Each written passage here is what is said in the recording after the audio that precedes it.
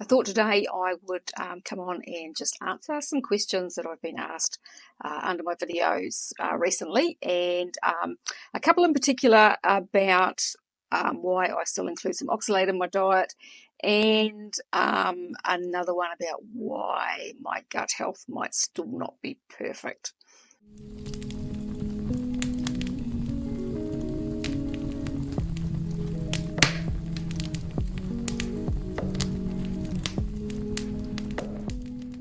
Hi there, welcome to my channel. My name is Sue. I've been eating a carnivore diet now for just a little bit over 2 years, and today I'm going to answer some questions that viewers have asked on some of my videos. So I did one of these videos just a little while ago, and I've been meaning to do another one, and then I've just had a couple of questions just in the last week or so that I kind of wanted to answer in person on the video, because it's a little bit hard to kind of put a proper answer, in writing underneath the video, and I have so many questions these days, it's hard for me to actually get to them all, but I'm still managing. But yeah, just usually fairly short answers. So I thought I'd come on and answer some questions. I've been kind of snipping some of these questions and putting them away. So this one was from a little while ago, and but it's one that I hadn't answered the last time, so I thought I'd answer this one.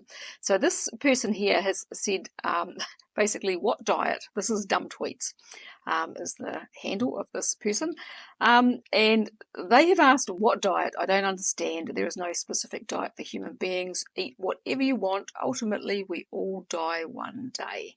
So what's the point of not enjoying the things that we want to enjoy in life? Now, that's a really interesting question, fairly common, I guess. But, the whole eat whatever you want thing is something that a lot of people say, and that they want to be able to live like that. But when you look around you, you can see what that's actually doing for most of the population in our Western countries, at least. And so, taking some care with what you eat and being mindful of what you eat can really make a difference. And the whole, we're going to die one day is fine, we are. But for me, it's about quality of life while I'm alive, because, what's the point in living for a lot of years if you're in pain and miserable and sick? And that's exactly what happens to a lot of people. I mean, more and more, especially now, we can see around us people who are really unwell, who are in pain and are not enjoying their lives. They're alive and they're going to die one day too, but they're not able to do the things that they want or live the way that they want to. And changing your diet can change that. So what we eat is the biggest, has the biggest impact on our health, as along with stress. And so those two things are the biggest players and key players in our health. And so eating, whole food, food that humans are supposed to eat, is really important. A lot of people don't actually realise that they're not eating real food. They think that the stuff that's being sold in the supermarkets is food because that's what they've been told, but it's not. Real food is things like meat and animal products, fish and eggs and all of those sorts of things, fruits and vegetables, without any chemicals added and without any kind of manufacturing happening in factories. So basically, most things that are in packets and that have been created in a factory just basically aren't food, and so they're not going to provide good health, and eventually they will catch up with the people that are eating them, sadly, and we see this all around us. So the theory behind the carnivore diet is that a predominantly meat diet is the proper human diet, and every animal on this planet has a proper diet. If you feed your goat popcorn and cheese, it's going to eventually get unwell and not thrive. Even like for parrots, the parrots that are found in Australia, a lot of people feed them thinking they're doing the right thing, and they're feeding them a lot of sunflower, and the sunflower actually makes them sick over time, and they start losing their feathers, and if they're in the wild, they will die. And so, it's really important for all species to have their proper diet, and if we don't, then we're going to get sick and we're not going to thrive. And for humans, over the eons that humans have been on this planet, up until about the last 10,000 years, that was a predominantly meat diet because we were hunters. So that is the theory behind the carnivore diet, and that's why I'm eating this way. And so far, so good, because my health has improved massively. Okay, so a couple of other questions that I've had just recently. There's been a few over time when I talk about what I'm doing and what I'm taking to kind of manage histamine and that sort of thing. I've had people who have asked whether I'm concerned about the oxalate that's in some of those herbs and things that I've been taking. So one of them recently was the nettle tea, because I'm having nettle tea in the morning because it helps with histamine. And the most recent was somebody asking whether I was concerned about inulin, because I had been using inulin in the SIBO yogurt that I was making. I haven't had that for quite a few months now, but I was taking that for quite a lot of months last year, and they're asking if I was concerned about the oxalate in the inulin. Now, I don't know whether there's oxalate in inulin. It's not something that I've really looked into, but even if there is, when I was making the yogurt, it was maybe a tablespoon of inulin that was going into the yogurt. And when you split that up into, how much yogurt you're having each day, it's very little. It's like the nettle tea. The nettle tea, I think I worked out, I looked up to see how much oxalate was in nettle, because I know it is quite a lot. But in the teaspoon of tea that I have in the morning, there's probably about 30 milligrams. And so for me, I'm still at this point keeping some oxalate in my diet to minimize oxalate dumping. And so the having the nettle tea is a way of doing that. So my answer is that no, I'm not concerned about these little bits of oxalate that I still have in my diet.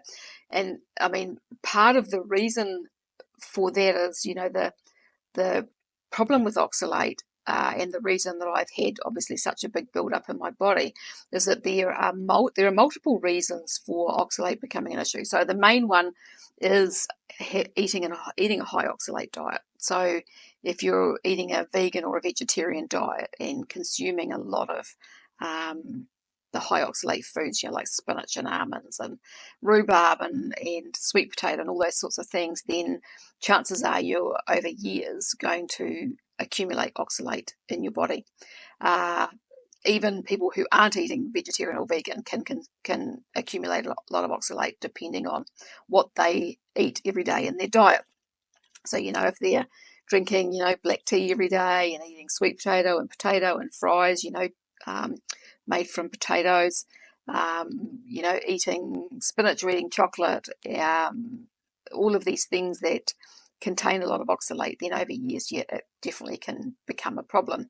So the high oxalate diet is the main issue. And for me at this point, I mean, the amount of oxalate that I am ingesting each day is tiny compared to what I used to eat. I used to eat probably thousands of milligrams a day.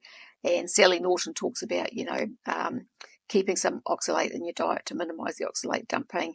And she talks about how, 50 milligrams, if you have already, if you're trying to reduce oxalate from your body but wanting to keep some in, 50 milligrams is kind of an okay amount.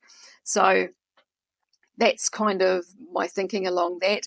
The other things that can cause or contribute to high oxalate in the body seem to be all things that I may be a problem for me. So these are things like genetics. The oxalate can affect the detoxification pathways, particularly when you have MTHFR variations. And then, of course, that can all contribute to leaky gut. Now, leaky gut is a big problem when it comes to oxalate. So if you have leaky gut, you are very likely to be absorbing more oxalate into your body than you should be. If your microbiome is disturbed, and you don't have those bacteria that break down oxalate, then you are more likely to have issues with oxalate. And then, of course, the biggie, which is has been a biggie for me in the last few years, is mold toxicity. So being exposed to mold, which I was in my workplace for 4.5 years, and mold will definitely create more of an oxalate burden in the body. So these are the things that I believe have played a part in my oxalate levels being seemingly so high, because I mean I've had a lot of oxalate dumping over the last 2 years.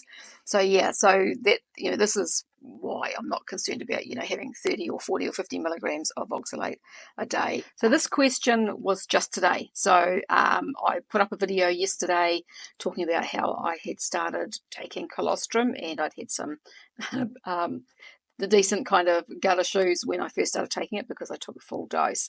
And this gentleman has said to me in a comment, he said, as a type 1 diabetic and formerly overweight, but now 9 months in and now ideal weight, I'm confused by your story. You're really an interesting profile. Don't understand. I've got histamine issues as well. Can't understand why you're struggling. Interested in why you are still so rough with your journey.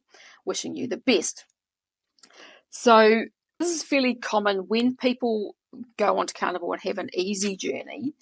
They struggle to understand why some people don't, because they think you must be doing something wrong, or there's something weird going on, But my first thought with this, having just been speaking about oxalate, is that for some people like this who go onto carnivore and they lose weight and they don't really have any problems, is that sometimes they can get a year down the track, or 2 years or 3 years or even 5 years, and then start having problems, because if they have got an oxalate burden in their body, you don't know when that's going to kick off. And so Sally Norton actually talks about this, how for some people it can be 5 years. So they can have a really cruisy journey on carnivore for 5 years, and then all of a sudden their body decides to start dumping oxalate, and they've got no idea what's going on, because they've been fine and then all of a sudden they're not. So, I understand when people don't understand the difficulties that someone like me is having, because their journey is easy, but it just may not always be. Because I actually had another commenter a little while ago. I'm just going to find that one because I want to read that to you as well. So yeah, so this person here, this was a little while ago, and he said, as I mentioned on this channel before, I was married to a vegan for 15 years. She made green smoothies with spinach, kale, pineapple, and ginger every day for breakfast, and she always made one for me. Consequently, a year or so into carnivore, I started experiencing oxalate dumps. My shoulders broke out in sores with tiny little crystals popping out of the skin. I had painful urination, and I was very tired in the afternoon, which is extremely unlike me. The dumps came in spurts, but are getting less and less common now. So this gent is just one example of what can happen when somebody's oxalate dumping happens later. And at least he's worked out what's going on. Oops. At least he managed to work out what's going on. Some people don't, and they really struggle with what's happening to me, because I've been fine and now I'm not, and it can take a little while to work that out. Whereas for me, my oxalate dumping and everything started very early. So I was only on carnivore for a very few weeks, and everything just got worse, because it was better initially. And then after, I don't know, a month or two, the gut issues, diarrhea just got really bad. But, in my case, as with, some others that are on carnivore, I've had decades of gut issues. So it's going to take a while for that to be resolved. And with all the oxalate dumping going on, and the stress from that, the stress that I experience when I've got diarrhea and I'm trying to work and everything, that all plays a part too. So that'll be slowing down the healing of my gut, and I'm fully aware of that. But I don't see any way around it, because it's kind of this two-way street, And so as time's going on, and my gut health is getting better. My stress levels are going down. And so, as happened the other day, when I started taking the colostrum and it upset everything, that causes me stress, and especially when I'm working. And so that in itself affects the healing of my gut. But I'm really optimistic about the colostrum. I've only been on it now for 6 days, and I can feel a difference already. So I'm looking forward to seeing how it goes. But yeah, so that's basically why. It's there's been a lot going on with my health. I've had gut issues, as I said, and I've spoken about on my channel for decades.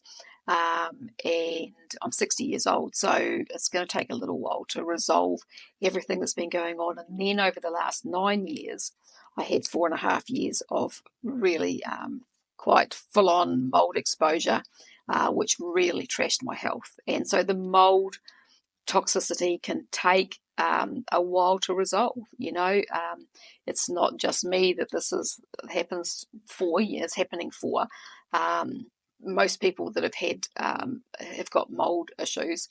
It can take years to resolve those problems, and so I think I'm doing pretty well, to be honest. Even though I get frustrated at times because it's like last week, everything's kind of going okay, and then all of a sudden it's not. And I was listening to a video or a podcast by the people over at there's a website called MCAS 360, which is they deal with mast cell activation syndrome, which is to do with all the histamine and stuff, and then mold can affect that as well. And they were talking about the three different levels of patients that they deal with, and they said the first lot are hypersensitive, and you have to be really careful about when you're starting supplements and everything with them.